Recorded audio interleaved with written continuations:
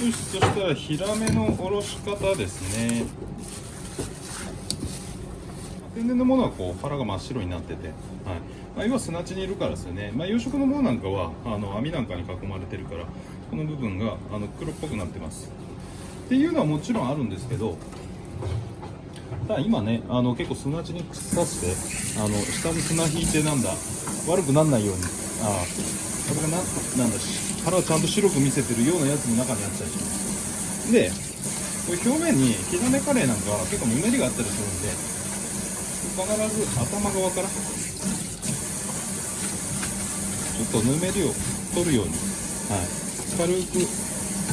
たわしかなんかで、これね反対側からやっちゃうと鱗が中途半端に取れちゃうからすき引きっていうことができなくなるんですよね。だから鱗がないと逆にしづらい仕事っていうのも出てくるので、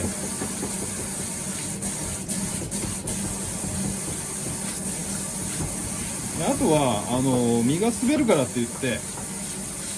下に布巾かまして仕込んであげる人もいるんですけど、こうやるとちょっと触ってみ、ぬめりなんかないでしょ、だから全く問題なくできるようになります。そしたら柳刃包丁とかで一般的にはやるんですけど、すき引きですね。これ左手にしっかり注意をして、この尻尾側から、包丁を上下に動かしながらですね。ポイントはこのしのぎの角度で置いちゃう、包丁を置いてあげる。これ浮かしてると不安定になっちゃいます。要は引っかかった状態でこんな感じで不安定になっちゃうんで、それはちゃんと置く。このしのぎの角度を添えるんですけど、魚体でこう丸くなってます。尻尾側に向かってこうやって落ちてるんで、それなんで角度を徐々に変えていくんですね。で包丁は基本的には上下に動かす。で左手に関しては魚を軽く固定してるだけですね。でこの刃先がいかないように必ず包丁は上下に動かすですね。これちょっとここも含めて取っていい、っていうのが力入ってないの分かるかと思うんですよね。これでも全然切れてきます。それなんで包丁は基本的にこの出刃の重さとかそんなんで十分いけちゃいますんで、あと近づけちゃって、包丁上下に動かしながら、身の上を滑らせていくような感じですね。っていう形で基本としては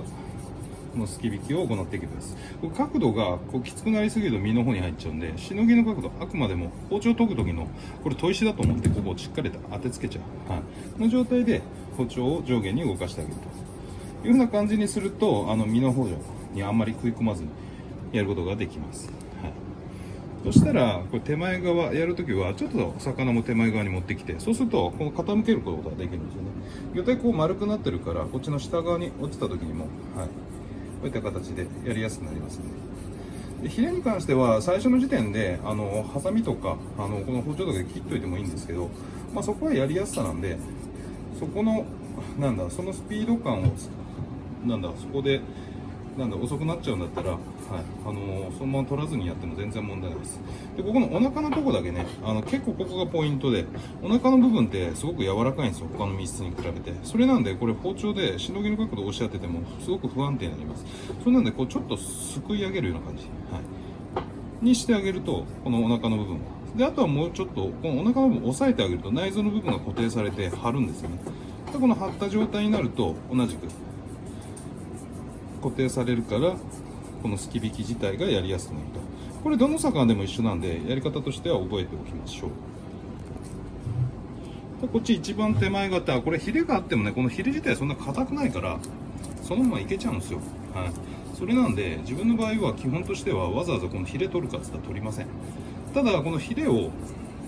荒出しとかそういったものを取る場合なんかには最初に切っといた方がこ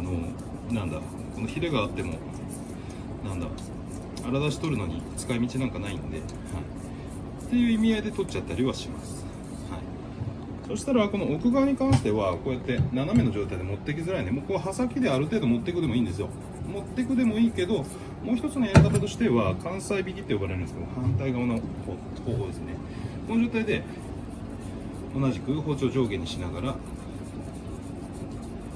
すき引きをしていきます。だけどこの関西引きって言われる方法、これって難しくて、このしのぎの角度でしっかり固定ができるんですよ。でもひっくり返したらこの裏っ方って完全な平らの状態だからちょっとね包丁が食い込みやすいんですよね。それなんでこの関西引きって呼ばれる逆引きですよね、はい、これに関してはなんだちょっと難易度が高くなるから、無理してやんなくても、はい、大丈夫です。ただね、やり方の一つなんですけどね、こうやり方としてはこう持ち上げてこうやる人もいるんですけど、これもできなくはないんですよ、はい、できなくはないけど手間かかっちゃうんで、はい、それなんでひっくり返して自分の場合はこういうふうに、はい、すき引きをしていくというふうな感じでやっていくのが割と一般的っちゃ一般的かと思います。そしたらここまでやったら最後ですよね、このヒレの際の部分、はい、で基本的にこのすき引きって飾った時に皮付きでネタケースとかに飾った時に綺麗に見せるためと、あとなんだ鱗がこの細かい鱗の普通に鱗こうやって引いちゃうとこのやっぱ鱗のこのついてるとこの皮の部分がやっぱり断面が増えるんですよね。それなんでそうすると鱗も残っちゃう場合もあればでバクテリアなんか残りやすいです、はい、それなんで衛生面考えるとこの状態にしてあげた方が、はい、でやってから必ず包丁で仕上げてあげる。この工程をやっとかないとすき引きができてなかったとこ、そういうのってこういうふうにちょっとだけこういう残ってる部分があるんですよね。はい、で輸送の工程で鱗って多少取れちゃってる部分っていうのもあったりするんで、鱗がなければすき引きって基本はできませんので、こんな感じでやっていくのがすき引きです。はい、そしたらひっくり返して反対側なんですけど、反対側やるときもこのしのぎの角度で、はい、でやるんですけど、平目ってねここ真ん中のちょうど脊髄がある線、この部分ってちょっとだけへこんでるんですよね。はい、そうするとこのまま普通にやってるとサイズが大きくなってくると真ん中までできないんですよ。その場合このしのぎの角度で上からちょっと押し付けましょう。そうすると一気にこの面積が増えるんですよね。だけど押し付けてるから刃も食い込みやすいんですよ。それなんでそこら辺はちょっと注意しながらっていうようなところですね。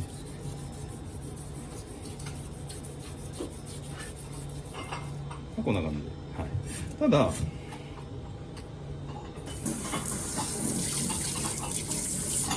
このすき引きって全部が全部必要なのかって言ったら、皮引いて保管する時とか一気に全部使う時とかって全く必要じゃないんですよね。それなんで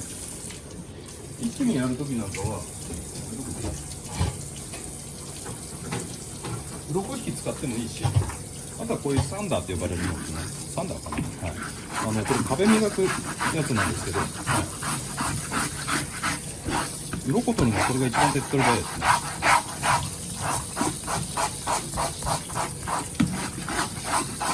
これ1個店にあればね、カンパチとかブリ系のやつもいけるし、はい、あとはカマスとか、はい、細かい鱗のものは大概これでいけちゃいます。それで鱗引きが何がいいのかっていうと、鱗引きが細かいからしっかりと取れやすいっていうのと、あとこの面が鱗引きが圧倒的に広いから、それで考えるとなんだ魚にもダメージを与えづらいっていうところはあります。これやった後に必ず包丁で仕上げですね。包丁の場合は完全に面で捉えるんで、この状態でやっておくとなおさらいいです。はい、そしたらですね、やる時のポイントとしては、胸びれがこっち、腹びれがここ、はい、背中側はここら辺まで肉があるんで、はい、胸びれの付け根の部分から背中側まで切れ込みを入れます。そしたら胸びれを引っ張りながら、この腹先の腹びれのところまで切れ込みを入れます。そうすると中の内臓を傷つけずに、はい、切ることができます。はい、そうするとこの身の部分だけ持ち上がるから内臓は置いてけぼりな、そうすると空間ができるから中を傷つけずに切り落とせるというような感じです。で反対側も同じ角度で脊髄の部分はこうやって落とします。はい、そしたら同じく切っていく。はい、だこの裏側やるときにねちょっと気をつけましょうっていうのが、この肝があるんですけど、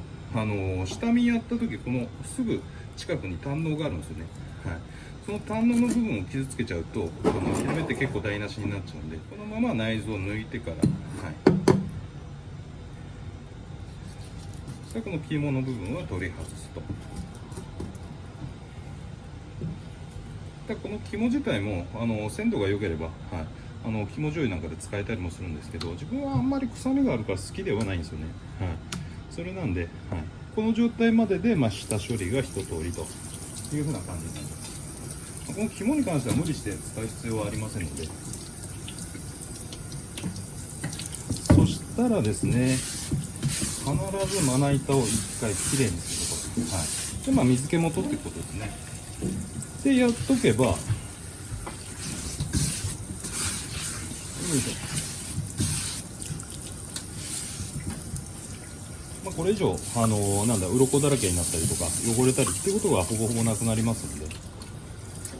そしたらもう一つやっとかなきゃいけないのがこの腎臓の部分ですよね。この血合いって呼ばれるこの部分、はい、ここに切れ込みを入れておきます。は